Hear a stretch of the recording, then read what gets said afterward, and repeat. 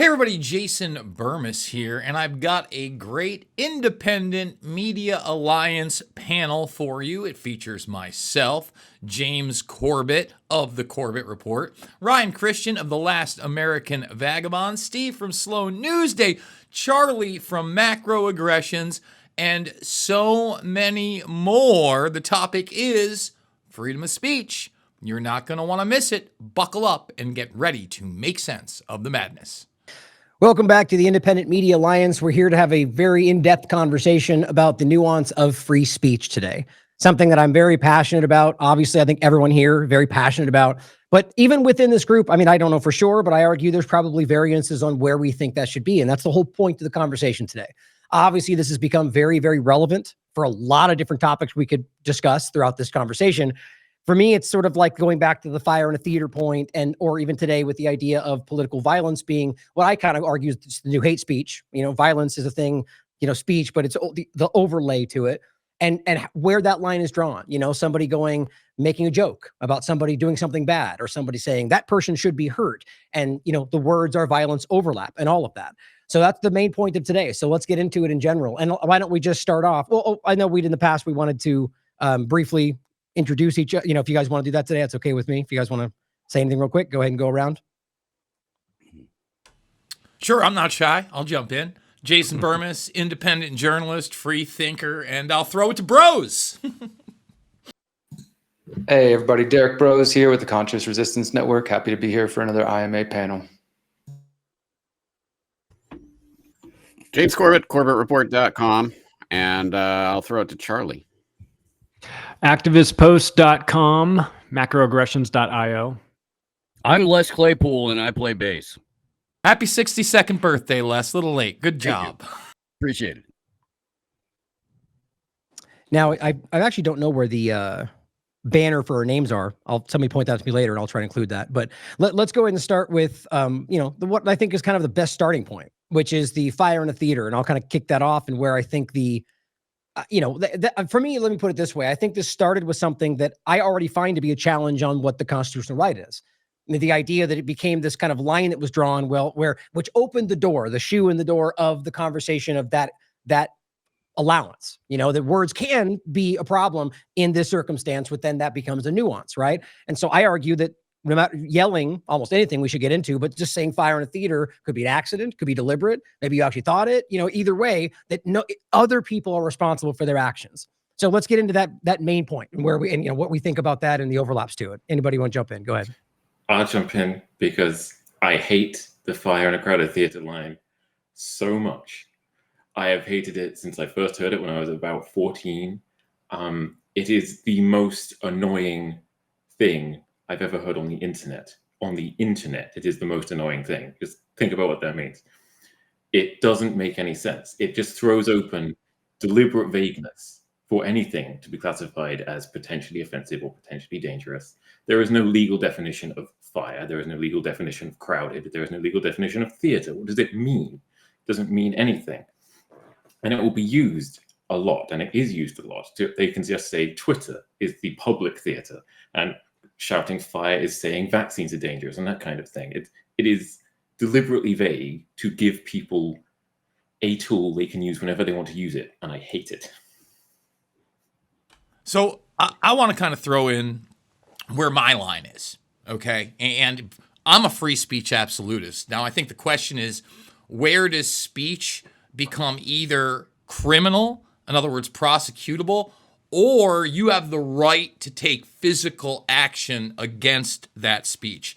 And my argument is this: unless somebody is directly threatening your life or others around you, okay, with force right there, you don't have the right to take force against them. I would say that the one exception, if that person is an authority figure who is directing others to take force against you. In other words, the general that is saying you need to go raid that or take that from that person, and it is unjust.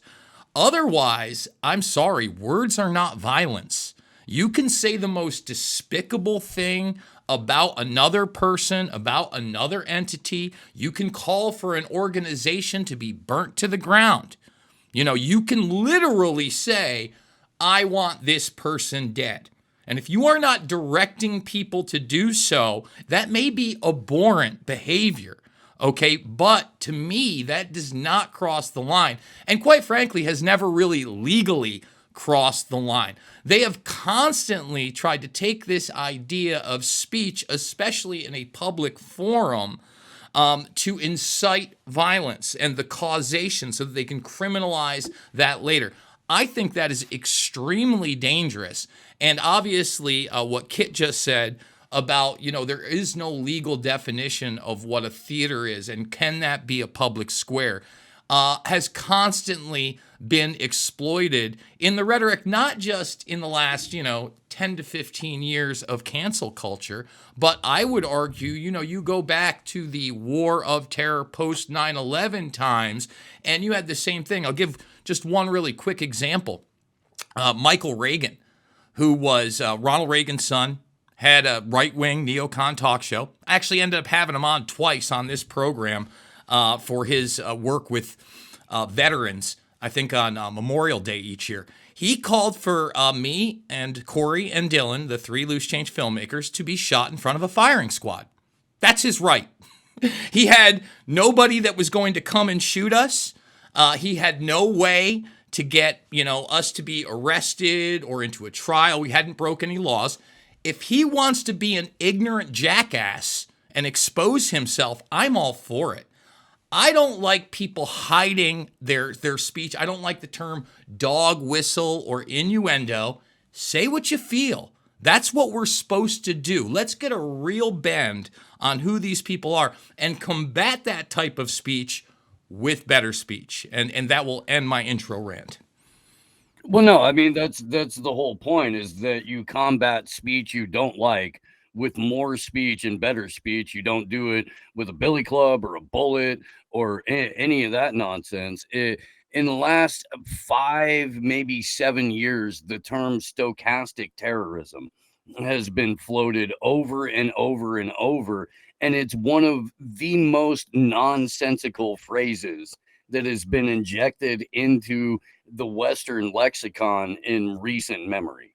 If you're a violent person, you're going to do violent things. If you're a peaceful person, you're going to do peaceful things. Very rarely is speech going to be the thing that incites you to violent action. In most cases, it's violence being visited upon you first. And most people are reactionary. Most people don't wake up in the morning and go, I'm going to say the most insane, hateful crap I can come up with in order to provoke a reaction from people. There are bullies, sure, but 99 times out of 100, violence on the part of any individual is in reaction to what's been done. And so to claim, especially from the perspective of the state, that there are now phrases or words that we can't use because they may be violent, when in almost every case, the state itself is raining down violence upon people, is like literal violence, physical violence, whether it be bombs, bullets, whatever, limiting rights. It doesn't matter. The state is an inherent arbiter of violence, and they're the people that are trying to say, oh, well, maybe your words hurt, but our bullets are fine.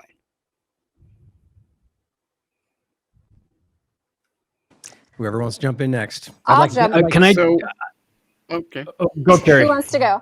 I just want to Carrie. add on to, it seems like there's a bit of a sentiment, which I totally agree with, that the speech is not really the root of the problem. So I think with so many issues, whether it's speech or drugs or anything that people want to ban, the root of the problem is not the item in question. It's not the speech. It's not the drugs. It's not the guns. It's a much deeper, I'd say, spiritual sickness, emotional sickness, and trying to cordon speech or anything else off under force, under, bans or whatever else, whatever government authority is invoked. It never really addresses the root problem. And I think the same is true of speech.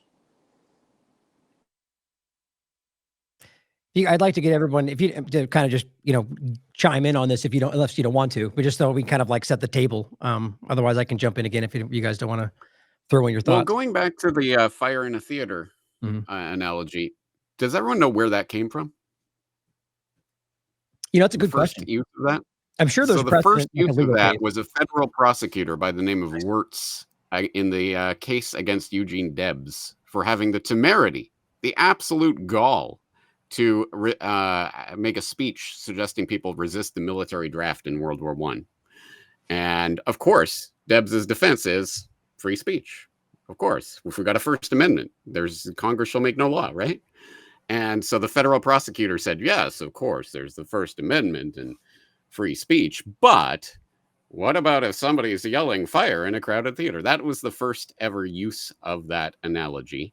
And it was then picked up by Oliver Wendell Holmes, who argued in the Schneck case in 1918, which was, again, prosecuting people for having the temerity to hand out flyers suggesting that they should resist the military draft in World War I.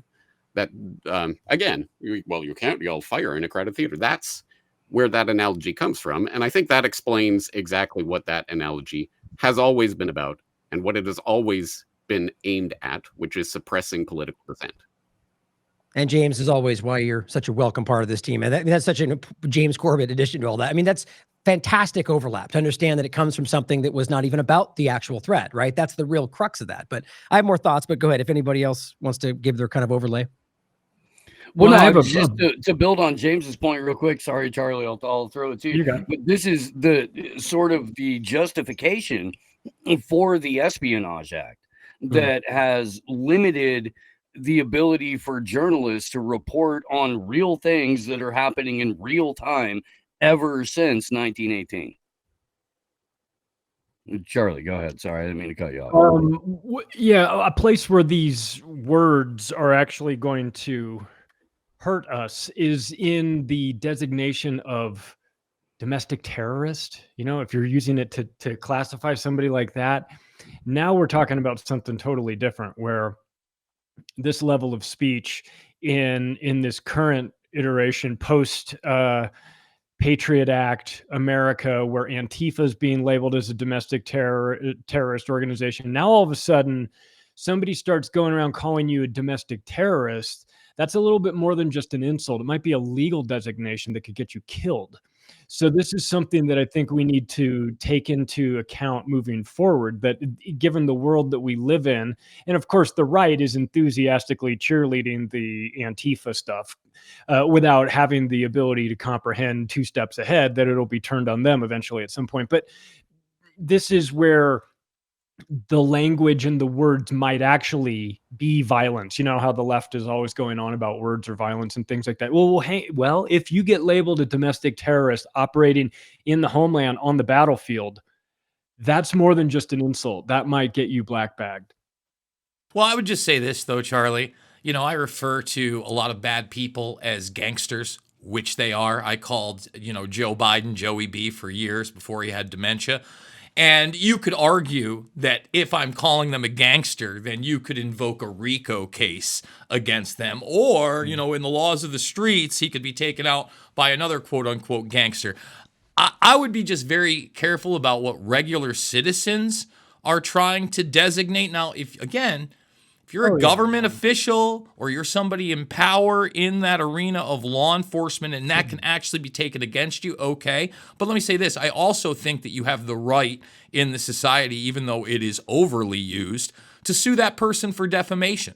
If there's somebody in that public arena and that gains traction that you are in fact a quote-unquote domestic terrorist, I would hope that you could get them on libel, the same way that they got, libel case for that 16-year-old kid in the MAGA hat who had a drum beat against him, and all of a sudden everybody was calling that kid a white supremacist, right? So, listen, I hate the language. I hate the designate. I think it's totally and completely insane that you would label any group a domestic terrorist organization, especially one as quote-unquote loosely affiliated as Antifa is. I was covering the anti-fascists back in 2008, 2009 at the G20 when it was the Black Bloc. And, back then, I didn't like people wearing masks. I still don't. It was one of the things that I thought was abhorrent in the whole COVID 1984 nightmare. I, again, feel like if you believe in your speech, you believe in your cause, let it show. Get out there. At the same time, you have the right to wear that mask. And until it crosses into the level of criminal behavior, trespass, destruction of property, etc., then it's not a crime. And by the way, those crimes are not terrorism, right? We have laws on the books. You know, I'm not when I was in D.C. A few weeks ago to host that event, I went over to the George Washington Masonic Memorial because it had been somewhere that was really interesting to me. I'd been in the past. They had a big thing for Albert Pike in the corner. And I mentioned to the guy, I said, hey, what do you think about the Pike statue that was ripped down and Trump talking about it going back up? Now, I'm not for ripping down statues. I'm not for Albert Pike. At the same time, I don't think that those people that did that should be charged with terrorism. If you are going to charge them with something, destruction of property, etc., let's not make things bigger than they are. And that is another thing in this memeified culture that we are constantly there. It's not just dunking on people. It's how big and fantastical can you make everything? How can you exaggerate it? And when you do that, you end up exploiting the entire general populace under authoritarianism, under collectivism. And that's extremely dangerous in my opinion.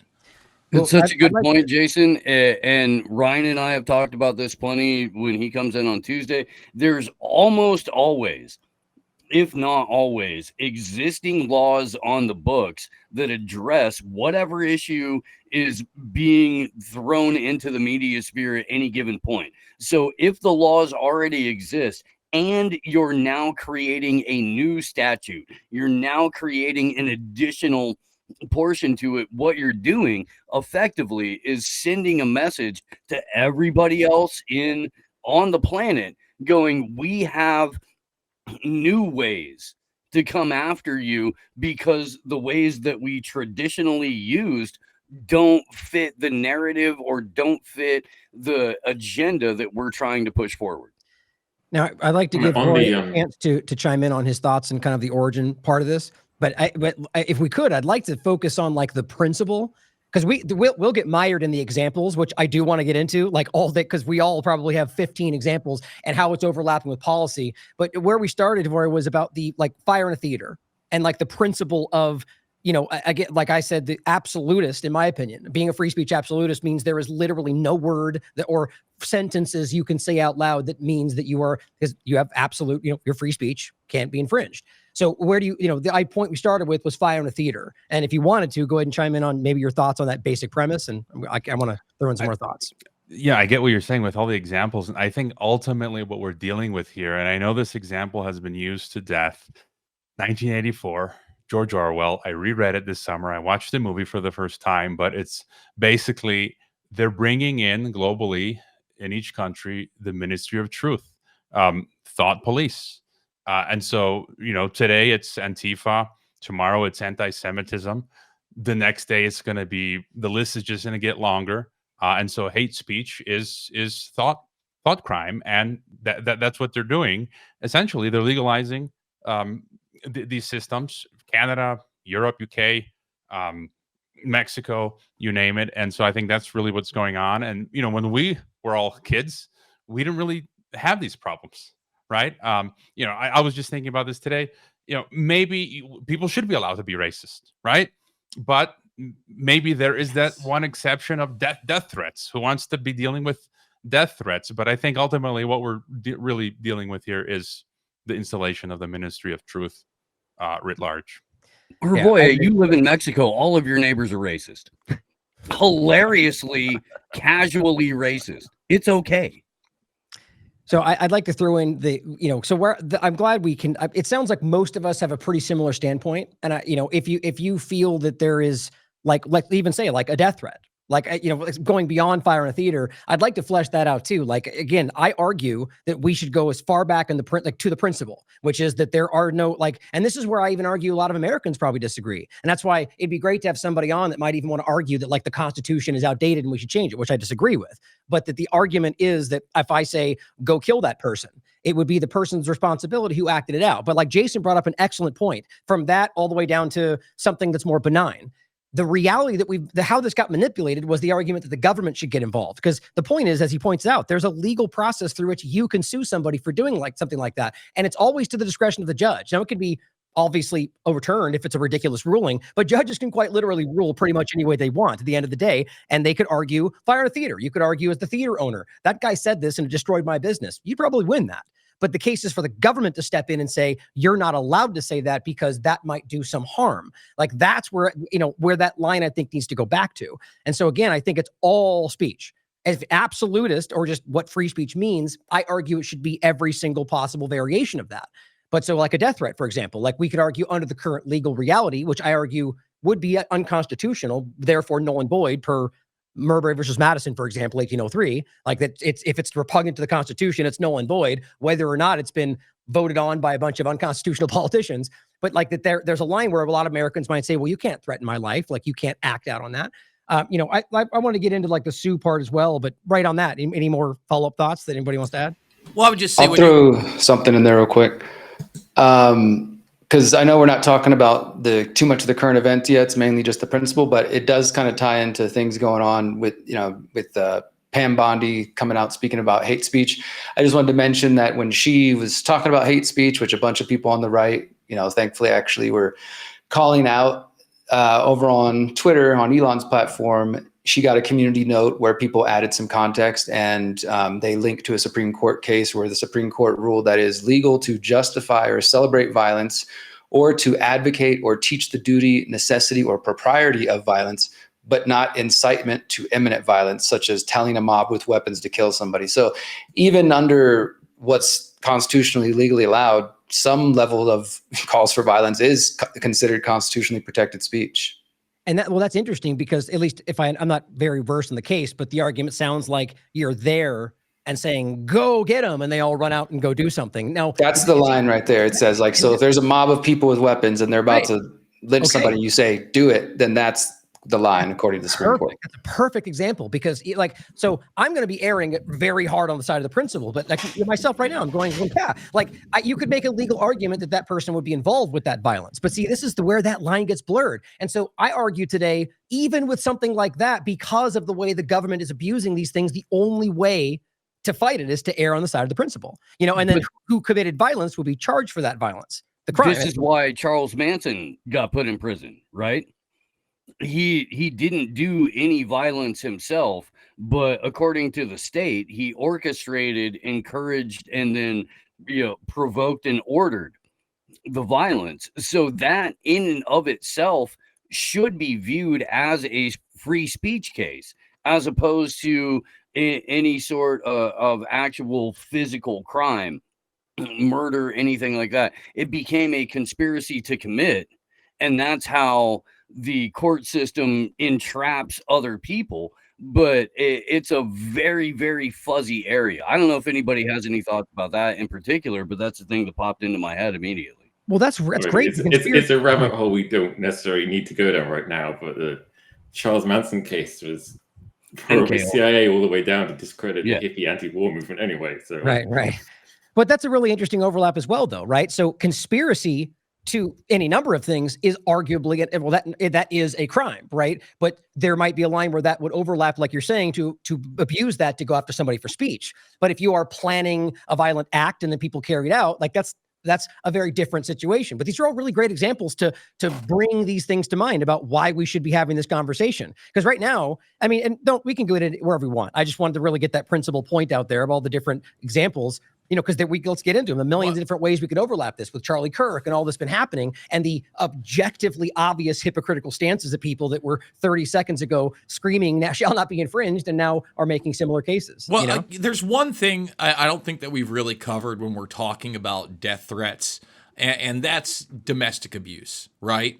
Like, how many boyfriends, ex-husbands have said, I'm going to effing kill you, bitch, or this and that, and then gone and done it, or went and beat that person.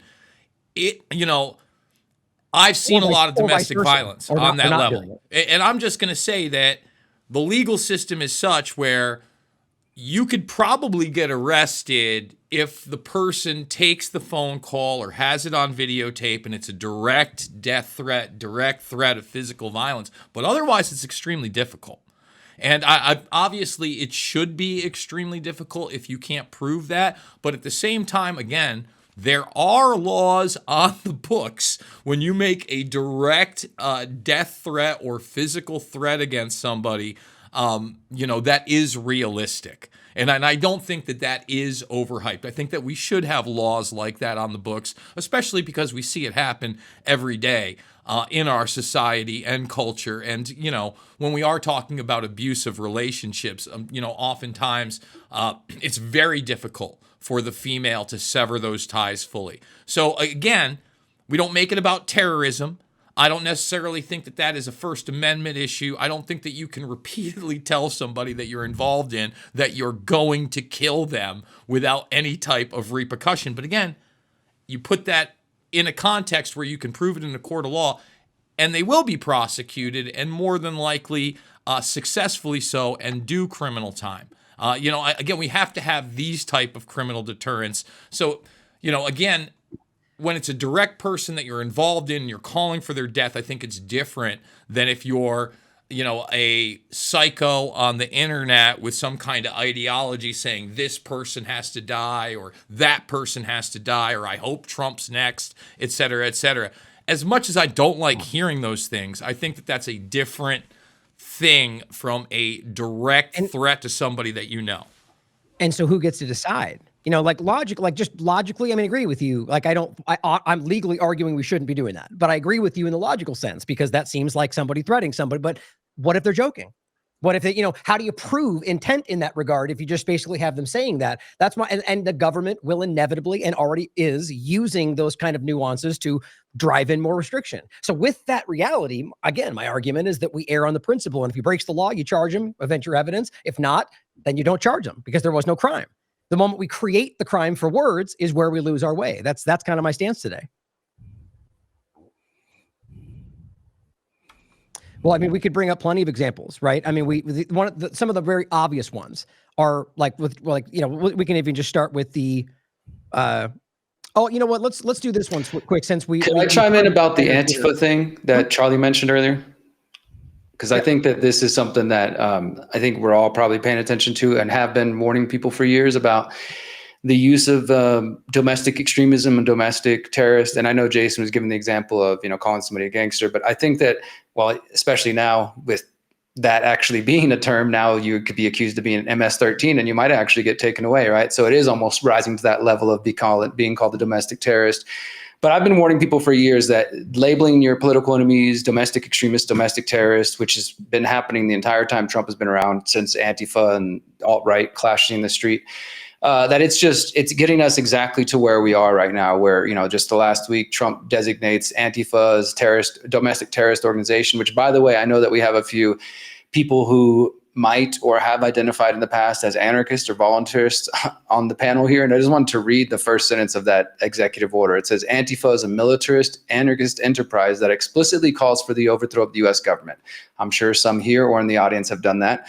The overthrow of U.S. government, law enforcement authorities, and our system of law. Again, it's not hard to see how that can be twisted to fit probably many of the things that some of us here on this panel have said in the past.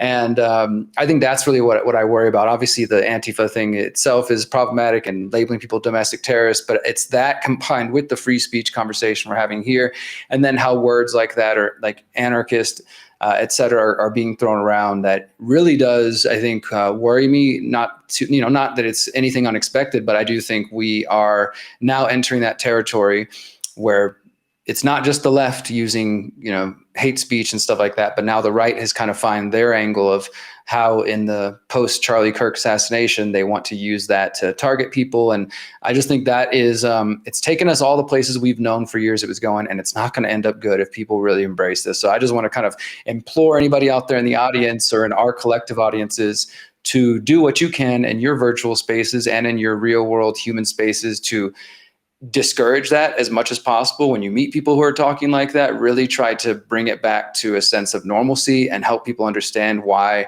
labels like that. And then, of course, accepting and emboldening this idea of hate speech, which I think many of us here probably have been the kind of people, I know I have been for years, saying that hate speech, hate crimes, these aren't even really a thing. Like that, it was a problematic from the beginning. You already have, if somebody commits a crime, they want to make a special case that says, well, if it was because they were gay or if because, it was a racial thing, then that should be, aggravated, extra charge, extra time, instead of just being an assault and a murder. So that was already kind of problematic from the beginning of creating these special categories. And the same thing goes with creating a special category of speech. It's not just free speech, it's hate speech now, because it's, again, this is a specific group, or it's, all the different ways they twist it. So I just want to encourage everybody out there who's seeing what's happening to not participate, not buy into that, not feed into it, but instead try to pull away from it as much as possible. And my point was that political violence is the same thing. I mean, in principle, it's the same thing, right? Violence is something. You can prove the violence, but political violence, even like you could prove, in some cases, you could probably prove that somebody hated somebody and that's why they acted. Our point is that's still just speech, right? Violence is the same idea. And I think it's just it's like the right's version of hate speech, even though both is happening, And so I'm glad you bring that up, because clearly this is about hypocrisy. And there are so many examples right now of people being driven. And weirdly enough, almost coming out in the conversation of like, yes, we're being hypocritical, but it's because they deserve it and they started it. Like, that's the level of the conversation. I think Gavin McInnes was one that made that case very clearly and just argued that that's, they're the real terrorists. That's why this is acceptable. When they do it, they're lying about us. Like that. How do you argue something like that? Well, here's the thing. Antifa, according to all available paperwork and propaganda, is an idea, in the same way that the global war on terror was us fighting an idea, not an actual group of people. When Derek highlighted Black Bloc, yes, that's a specific group of people who all dress in the same uniform and all show up with a specific intent to do damage or violence or something. 5 years ago, 5.5 years ago, Jason Bermas and I were standing in Washington, D.C., looking at a group of people who on one side was Black Bloc and people who would probably identify as Antifa. And then on the other side of the square, it was Proud Boys and people who would probably identify with people on the right. And me and Bermas are standing in the exact middle of this, going, which way should we turn? Because it was sort of a cordoned off like alleyway type of thing. And we knew that we were going to get flack whichever way we moved. But all of those people had 100% right to be there. All of those people had 100% right to air their grievances. Where it becomes legal, in my mind, is when somebody goes and runs and throws a fist or shoots or does whatever that then becomes actual violence. But two disparate groups of people shouting mean things at each other across a courtyard is fine as far as I'm concerned. But this does kind of bring up a larger problem, because now the state is attacking ideas that could or could not be manifest within an individual. And we've proven you can't fight a war against an idea. You have to have a physical embodiment of that idea. And that is now going to be disseminated throughout the populace. And it seems kind of the crux of that can lead to violence, right? Go ahead. Well, I would just say, going back to the hypocrisy, I think that's very much the point of what we're going through right now, because we're not actually seeing anything new. These are not new talking points. Pam Bondi says hate speech isn't free speech, as if she just had the idea, but she didn't. That's years and years old. It's not hate speech if it incites violence. It's not free speech if it incites violence. Like, we're talking about years old things. Even domestic terrorism was first invoked years ago and was freshly invoked just a couple of years ago by Joe Biden about January 6th, and then even about anti-vaxxers, because again, they weaponized the vagueness to be like, well, if killing 4 people in a building is terrorism, then isn't killing 500,000 children because they didn't get their vaccines even more terrorism? What the last spate of events has been about has been corralling the pro-free speech right back into the anti-free speech camp. So now everybody's in there, no matter what. Right. Maybe I'll just add that I think the technosphere, right? You know, we always had issues in the before the internet world with free speech and governments, but I feel like all of this is heightened because of the internet, because so many people can now put their thoughts online and have effect, you know, weaponize their thoughts. You know, I don't know if you guys mentioned the recent example of George Galloway coming back from Russia and being held up for about 5-6 hours as a, you know, thought criminal. So I think it's important to highlight the technosphere aspect and the difference between policing thought, which is what they're trying to do, and then using that example of the death threat. Like if I get a serious death threat, you know, I don't really get many death threats, fortunately. But if there's something serious where I'm in Mexico and it's like a cartel member sending me a message or something, then I will go to the police to deal with that act. And it's not so much about the authorities dealing with that, you know, speech online. You know, traditionally we'll go to the authority to deal with the potential violent act going around, you know, the internet. So anyways, yeah. Well, Hervoy, I'm glad you brought up the technosphere side of this, because this is potentially a point of discord that may exist amongst us.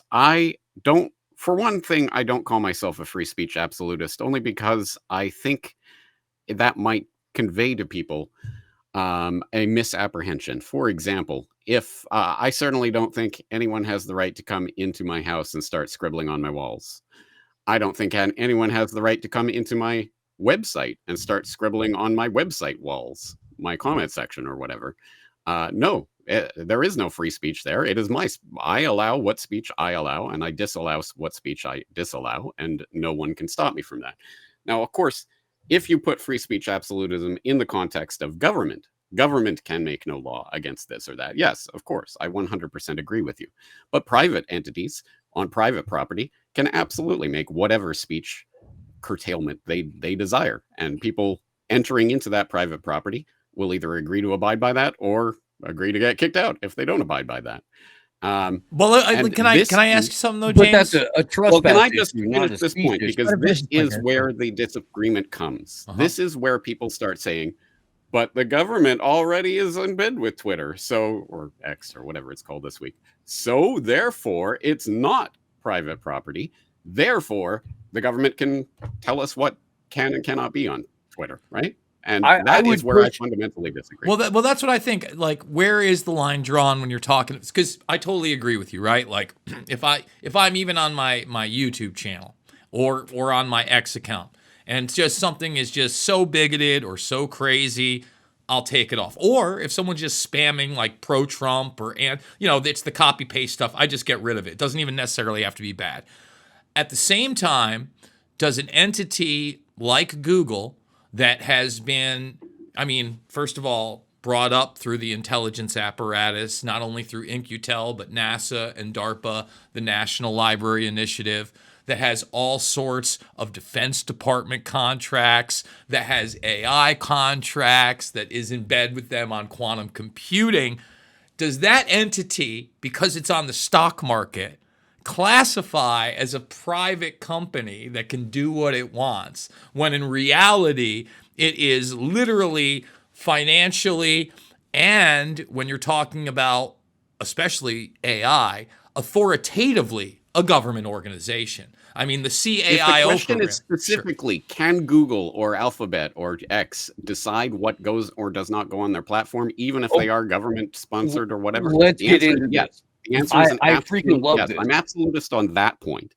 They can decide what goes on their platform, even if they are government entities, because we have the right to not go on their platforms. That is our choice. They are private entities. We do not have to be giving our information and everything over to Google to allow. They're trying to censor my channel. So the only possible solution is to create a government platform that's going to decide and arbitrate and say, no, YouTube, you can't ban James Corbett, or you can ban this person, or you can't ban this person, and there's going to be some sort of government adjudication of each person getting banned or not. No, thank you. But Corbett, here's the thing. What we're ultimately talking about is a Third Amendment issue, okay? Because Google and all of these other massive tech platforms aren't private entities. They're public private entities, and they all have seed funding from the state. And the Third Amendment says you have the right to not be forced to quarter the government within your home. Yet everybody with one of these is quartering the government within their home.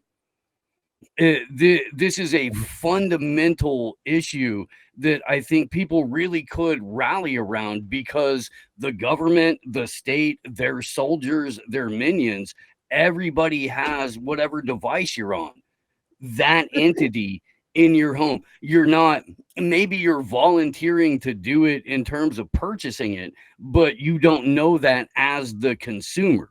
So we all have forced sequestration of the state within our confines. I find And that that doesn't The have more anything traditional to do argument with would be speech. Fourth It has Amendment, everything to right? do with For trust. freedom from search and seizure. However, I see what you're saying, and I don't disagree with that necessarily. But I'm in Japan. I'm Canadian. Yeah. So let me None of ask that you one applies to more me. Let me say question, something really James. quickly on that. I think this is a really interesting point, because I mean, that's a little bit of a stretch, but there's some logic there. But I think it's like, I kind of actually take issue with the idea of conflating the idea of that digital space with our home. But that's more of like almost feels like the government's argument. But I get where you're going with that. Like, What's a router? No, You know, what's the yeah, modem? no, I get it. It's an interesting point, but I think, it's like, this is another really good dividing point, like James is saying, because look, you could even ask this to James, like, so if you could literally prove the government was controlling the actions of that platform, I think you'd probably argue that would make the case for that it was government censorship. But it's a very fair point to make. And I've always made that argument about, like, what the principle of government censorship versus just people deleting comments off their platform, for example. It's not a free speech This isn't issue. hypothetical, because YouTube just came out just in the past week or whatever it was, and admitted, the government forced us to was Right. pressuring us to deactivate all these accounts because of COVID, right? Would you So argue that let was me I'm ask you assuming this. I was one of them. I've got another like nuanced question. So that came out, and I decided, I was going to tag at Team YouTube on X and say, remonetize my channel. This is insane. They've labeled me now for 6 years in one sentence as harmful content, and that is content that is controversial and therefore harmful to viewers. That is, I think everybody here is in that same boat. okay. But hear me out here. I pointed out how they are government sponsored and a government entity. They are also government protected from me suing their ass for defamation through 203. So what is my recourse?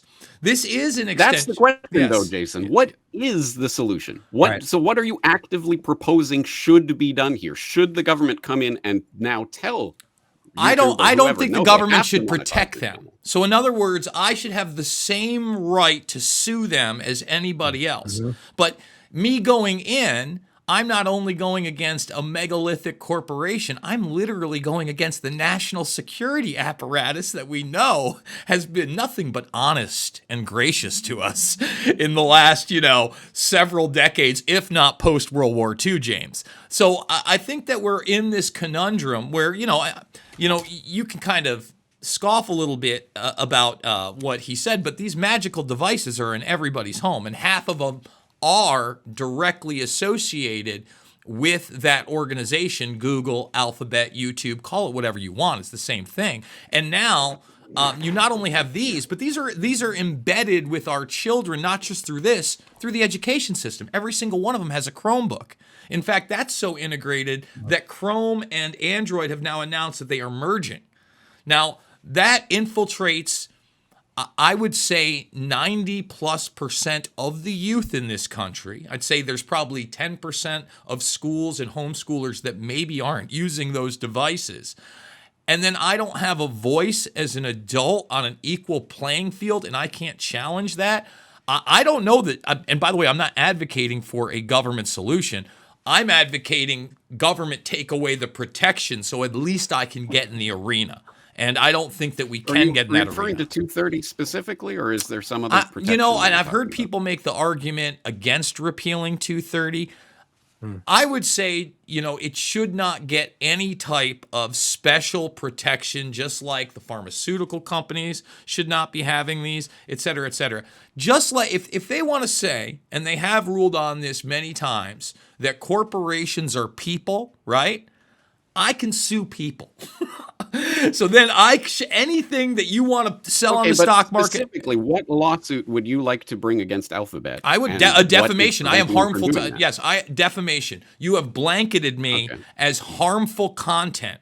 You have to prove that I have literally produced harm. I have produced harm to nobody. Words are not violence, James. Like, that's the idea. Everything that I have never, not only have I never called for violence, everything I have presented, I have either backed up with evidence, I have said it's speculation, and when I am wrong, which is often, I say, I got it wrong. I didn't think they were going to put the dementia patient in as the president. I got it wrong. I thought they were going to put Trump in prison. I didn't think they were going to try to shoot him. I think if you are an honest broker, you should have the same abilities, especially when these people are not being honest brokers, right? And I know we're getting into the weeds of free speech, but unfortunately, but the weeds are important here because specifically, it always comes down to the brass tacks of, okay, so what specifically should happen here? And I'm not American. I'm not in America. So you have tried to sue YouTube for defamation, but you were rejected by the courts. I don't know that you can bring that lawsuit. I've talked to, for instance, not that I'm a rich man, but Renz, me and Tom have talked now for several years. I met him early on in the Reawaken America campaign. This is really before he even opened up to a lot of the things about the hate and lies shots, DARPA, et cetera. And, I went over with him. I go, is there a case? Is there a way to bring this case? And he goes, there might be a way to bring the case, but you're talking about literally millions of dollars in fees and a team to go up against Google, and somebody willing to risk their career and possibly even, them passing the bar and being a lawyer. Like, I don't like Sidney Powell. I'm not I was never out like, hey, the Kraken is coming. And, she's the best. She lost her license to, pursue law. I look at somebody like Bill Barr. Is he ever going to lose his license to pursue law? I don't think so. And has he been an honest broker? I don't know if you guys have seen it yet. But for instance, the Oversight Committee did ask him about the first Epstein suicide. They said, Epstein went to prison guards and multiple officials and said he was attacked. Were you aware of this? And again, not being reported on the media, he said, yes, I am aware of those reports, but I don't think they were true because of his mindset at the time. I mean, well, let me bring in another addition to the YouTube censorship part. Like, so it's interesting because you overlap with you're harmful. That's a good way to look at that. But so let's take like mine or Whitney's the same situation. It was specifically around myocarditis being possible through the shots, which everyone knows is a provable case today. Not that I was saying every time, but that you can prove that's possible. And we got censored for that. And still to this day, because of all this coming around, I petitioned them like everyone did. And they immediately responded saying, we relooked at it. No, you can't come back. Medical misinformation. And so there's a very different case there, right? So to Corbett's point, it's I honestly don't know exactly what I think should happen. One thing I think you can prove is that the government's involved, right? So that makes it government censorship. Now, the company part of it being a private company, I think that that doesn't apply if we know government's doing it. But and what am I demanding? Like you said, that the government should then allow it back. I mean, it's kind of I think the point is that new platforms that we should lean into, we should fight to not allow that overlap. But the dealing point should be the government being involved in any case. I don't think suing a company, whether or not the government's involved, is going to be I think our justice system, our legal system is wildly broken for people that don't have a lot of money. So it's a whole different conversation. But so that changes a little bit, right? So what do you think, James? What would be your solution if as a U.S. citizen in that situation, or what you think would make the most sense? I don't know if I can imagine myself as an American, but I am a Canadian in Japan who had my channel taken down for years because they said, whatever, oh, this is, unallowable content. And then after a few years, they said, hey, guess what? We were wrong. Oops, sorry, here's your channel back. Okay, yay, wonderful. So what's my solution to that? It is certainly not to beg the U.S. government to be some sort of adjudicator in this or something. No, obviously government interaction with these platforms is the problem itself. So the only solution is to get government out of these platforms.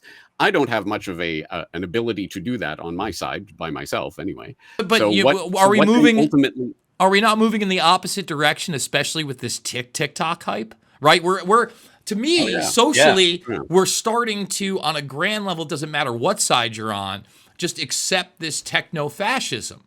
And that wraps up part 1 of this Independent Media Alliance panel. I hope you enjoyed it. Need you to thumbs it up, subscribe, share, ring that bell. And remember, I cannot do without you. Please consider supporting the broadcast via the links down below, including the Buy Me a Coffee and beyond. And remember, it is not about left or right. It is always about right and wrong. I absolutely love you guys, and I will see you all on the flip side.